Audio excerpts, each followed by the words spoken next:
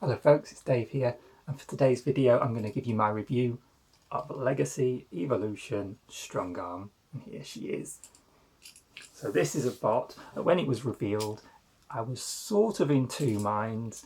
Some of the photos from the reveals I thought looked pretty good, some I didn't think looked so great, and I wasn't entirely sure, but it's Strongarm, and I'm a big fan of the Robots in Disguise cartoon, which I watched with my oldest son when he was growing up and collected a lot of the toys for him. And that's a big part of what got me back into collecting Transformers as an adult. And in that show, Strongarm was absolutely my favourite character. So to get an updated version of her was something that I was definitely interested in. So I decided that I would go for her, and I'm happy that I did, because basically when I got her in hand I do actually like her more than I thought I would, happily, so that's good. And here she is. First of all, then, taking a look at her, that head sculpt is really nice. Some people have said it's a bit big. I've tried to have a look at it alongside some of my other figures in terms of how their head works in proportion to their bodies. I think overall probably you can make the argument that it's slightly larger in proportion to the body than many bots. Obviously some are bigger, some are smaller, but overall it's not really way out there. I think it's a good size. I think it's just fine size wise, and in terms of the way it looks, really nice. The sculpting on there looks really good. The colours on there look really good. The yellow head sculpt, the crest along the top, that's great. The blue stripes across the top there, great. The shape of the police helmet, if you like, with the ears sticking out at the sides, looks really good.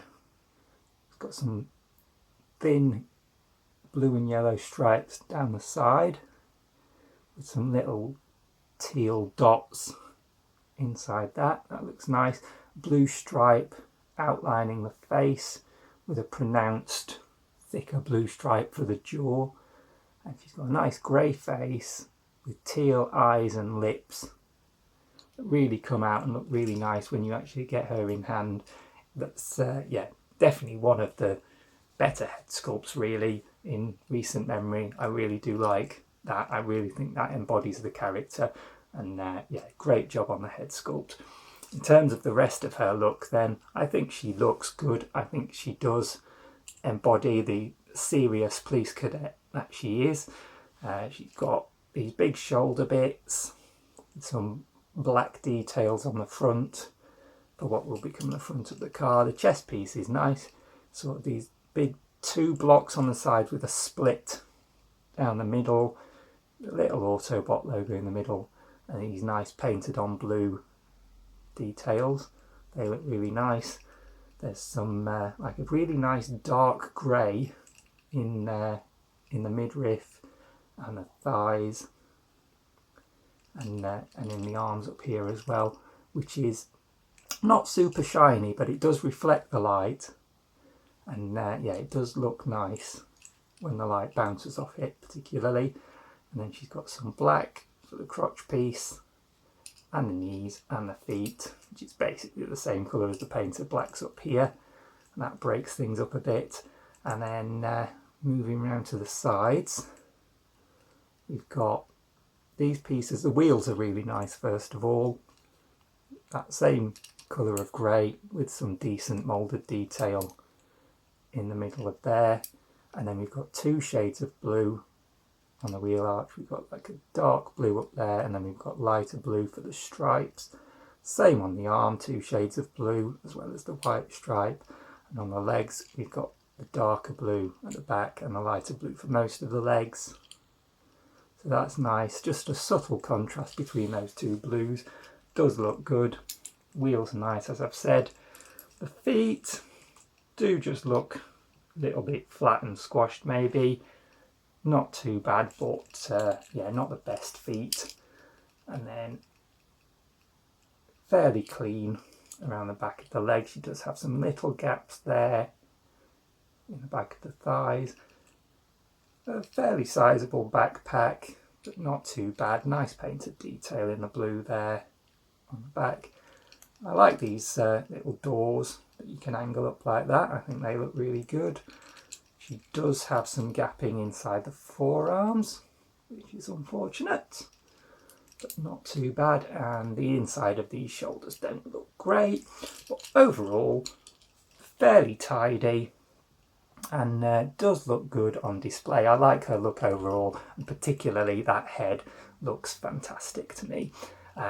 So yeah, let's take a look at her articulation then. So in terms of the head, you can swivel it from side to side, and she does have a little bit of tilt both to the sides and up and down.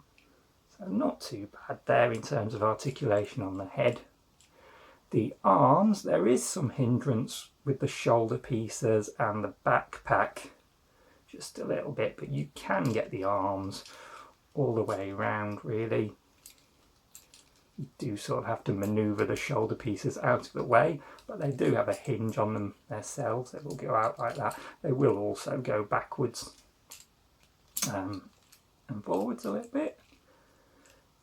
You do have a rotation at the bicep. The shoulders will go up to the side, and again you can move this block up a bit to accommodate that, but if you put them all the way up to the side, she does kind of get those pieces banging into the head nevertheless. And she has an elbow bend which goes beyond the 90-degree point, so that is nice.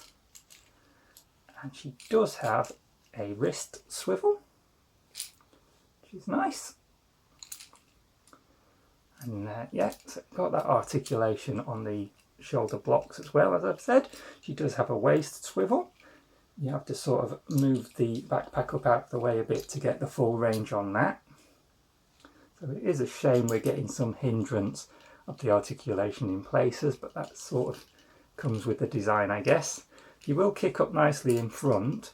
Limited range going backwards because of a piece just inside the back of the leg there, hitting up against the back of the crotch piece. She will kick up to the side a reasonable way, but not all the way. And she does have a 90-degree bend at the knee. And her ankle tilt, she does have it, but it clicks in places, in stages. And that does mean that it's not a smooth ankle tilt.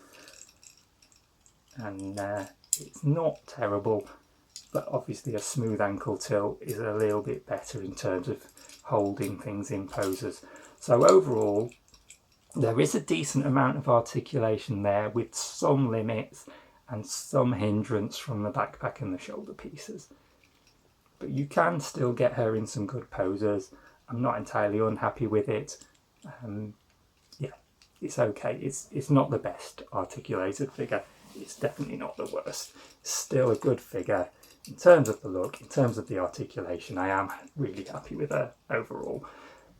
She does come with this one accessory, which is a gun, which is cast in a sort of a translucent black plastic. And it's fairly basic, but it's nice enough. Little bit of moulded detail in there, and a nice appearance to it overall. And she will wield it just fine. So that's her. A decent bot overall, and a nice display piece.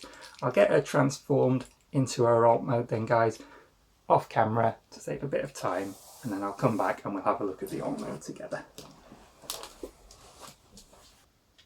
Okay folks, I'm back, and here we have Strongarm in her alt mode. First things first, I do think that this alt mode looks a little bit flat and a little bit wide overall, but not hugely, not too bad, and I do like the way this looks. Basically, in summary, overall I do like it. The front end, I do like this nice thick bumper, black details where the headlights would be, and the grille along the front. I think that all looks really nice. Some grey around the grille to give you a bit of contrast there. on the top. Yes, there's a lot of white, but this blue stripe looks nice here. The windows look decent. I do like that nice thick light bar. I think that suits her really well. And then she's got, from the side, the wheels, as I said, are really nice. You've got that nice dark blue along here, and then with the lighter blue as well. It's a subtle difference. I think the camera's just about picking that up, but it's a little bit more noticeable to the naked eye, and it does look nice.